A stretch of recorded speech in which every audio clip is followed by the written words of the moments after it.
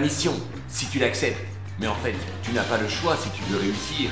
Comprendre comment déterminer la tangente dans un cercle trigonométrique. Cette mission s'exécutera en 2 étapes. La première, la détermination de la tangente dans les cadrans 1 et 3. La seconde, dans les cadrans 2 et 4. Je te souhaite bon succès. Bien entendu, mon rôle va être de te montrer que cette mission est tout à fait possible.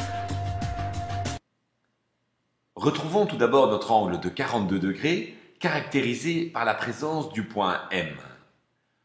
Pour déterminer la tangente de cet angle, tu vas voir que la construction est assez semblable à celle du sinus.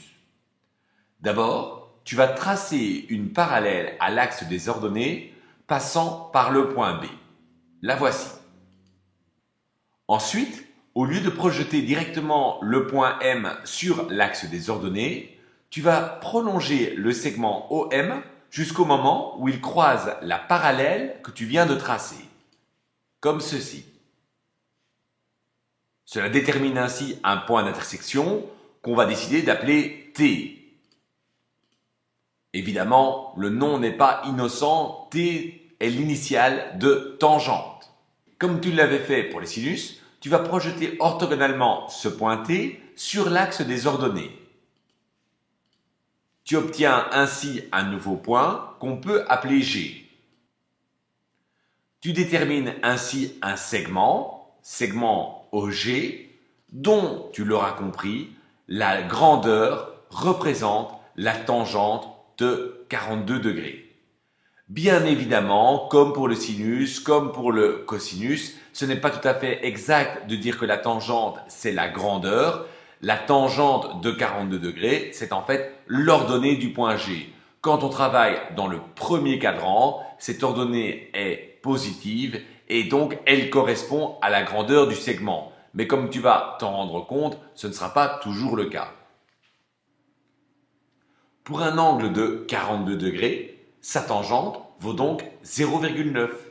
Si ton angle augmente un petit peu, qu'on arrive à 45 degrés par exemple, eh bien oui, la tangente vaut exactement 1. Et si ton angle continue encore à augmenter, eh bien oui, cette fois-ci, ce n'est pas comme pour le sinus ou le cosinus, la valeur de la tangente n'est pas limitée. Regarde, si je prends un angle de 51 degrés, la tangente vaut 1,23, et tu l'as compris, plus l'angle va augmenter, plus la tangente va augmenter. Et si je continue à faire augmenter mon angle, eh bien, tu ne vois plus rien. On va faire un zoom afin de mieux voir ce qu'il se passe. Voilà qui est mieux. Pour un angle de 68 degrés, la tangente vaut 2,47. Tu l'as donc compris, la tangente peut prendre des valeurs aussi grandes que tu veux.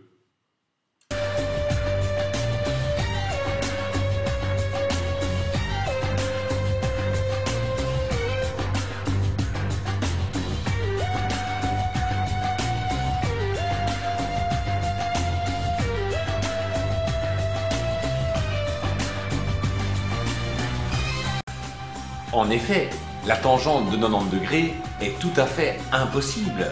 Comment voudrais-tu que les deux droites se rencontrent? Elles sont parallèles. Voilà pourquoi la tangente de 90 degrés, comme la tangente de 270 degrés, n'existe pas. Pour déterminer la tangente de 198 degrés, tu vas donc prolonger le segment OM, dans le sens MO évidemment, sinon il ne rencontrera jamais l'axe des tangentes. Cela détermine ainsi le point T. Tu le projettes orthogonalement sur l'axe des ordonnées, ce qui détermine ainsi le point G. Et l'ordonnée de G, c'est la valeur de la tangente.